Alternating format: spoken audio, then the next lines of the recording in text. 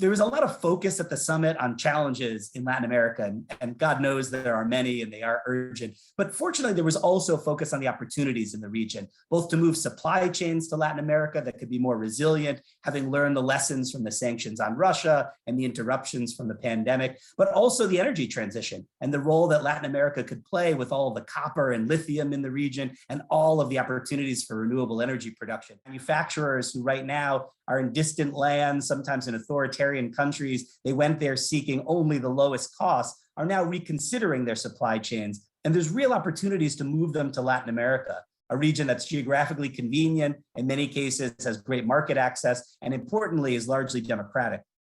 Leaders at the summit will be signing the Los Angeles Declaration. The goal is to acknowledge the severity of the migration crisis, its reach throughout the Americas, to improve coordination, to fight human trafficking, to improve burden sharing for the integration of so many migrants, to improve the human rights of the migrants as they make these very dangerous journeys by sea, by land, through the jungles and the mountains between Colombia and Panama. The goal, obviously, as well, is to address the so-called root causes and solve the issues that are driving so many migrants from their homes.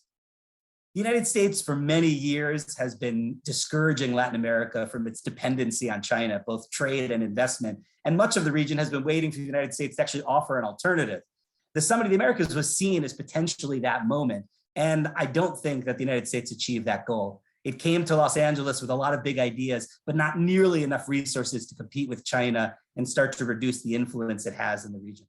The fact that the Summit of the Americas was held is a success. Leading up to the summit, that really wasn't clear. There were a lot of leaders threatening not to attend, and all of the attention had been diverted to debates over whom should be invited to participate in this gathering in Los Angeles.